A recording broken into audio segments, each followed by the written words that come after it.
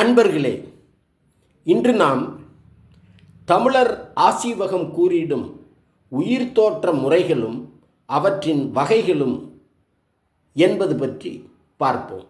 இது ஒவ்வொரு மனிதரும் தெரிந்திருக்க வேண்டியது பற்றிய முக்கியமான பதிவு ஆகும்.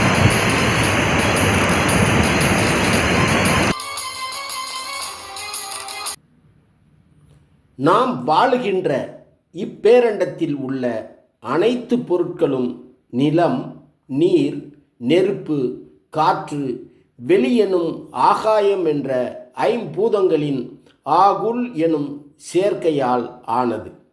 ஐம்பூதம் எனும் பஞ்சபூதங்களின் சேர்க்கையால் ஆன மொத்த வடிவமே ஆதி பகவன். இதனை ஆதிநாதன் அல்லது பரம்பொருள் என்றும் சொல்லலாம். இவ்வாதி பகவனிடம் இருந்தே அனைத்தும் சீவன் பெற்று இயங்குகின்றன. இவ்வாதி பகவனே இன்றைய சிவமும் ஆனது.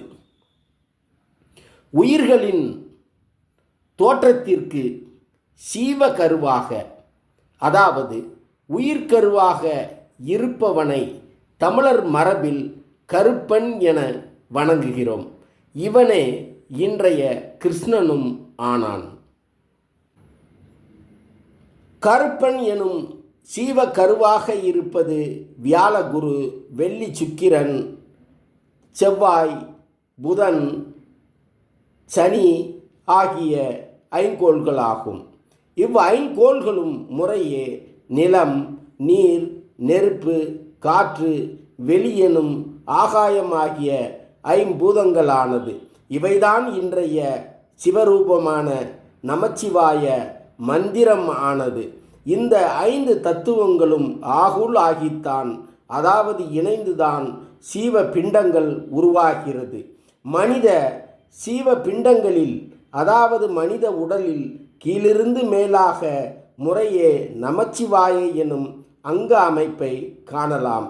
இவ்வாறு உருவாகிய உயிர் பிண்டத்திற்கு சந்திரன் உருவத்தை தருகிறது.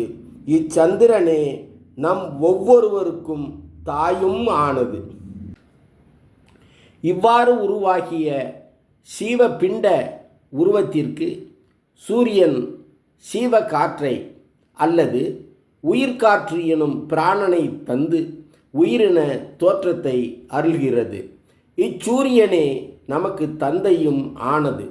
உனக்கும் எனக்கும் தாயும் தந்தையுமாய் இருப்பதுவே இன்று இப்பேரண்டத்திற்கு சக்தி சிவமாகி சிவசக்தி ஆகவும் ஆனது. இதுவே ஆசீவகம் சமயத்தின் அணுவியல் கோட்பாடு.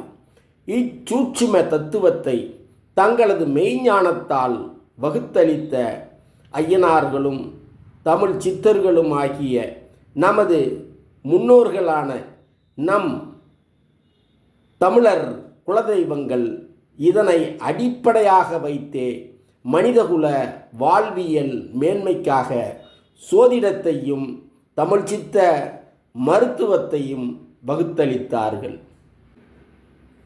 உயிர் தோற்றம் இவ்வாறு நிகழ்ந்தாலும் உயிர்களின் உற்பத்தி முறைகளின் அடிப்படையில் உயிர் தோற்றங்கள் 4ஆக வகைப்படுத்தப்படுகிறது. அதாவது முட்டையிலிருந்து உயிர் தோற்றம், கழிவுகளிலிருந்து உயிர் தோற்றம், விதைகளிலிருந்து உயிர் தோற்றம், சுக்கில விந்து சுரோனித கருப்பை சேர்க்கையில் உயிர் தோற்றம் என 4 வகைப்படுகின்றன.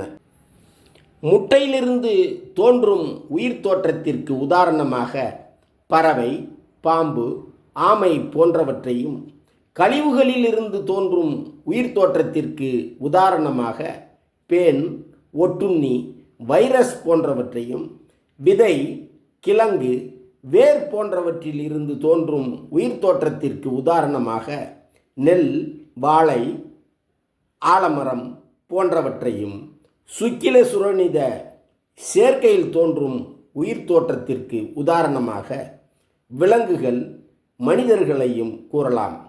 இதன் தொடர்ச்சியை மீண்டும் ஒரு பதிவில் பார்ப்போம். நன்றி.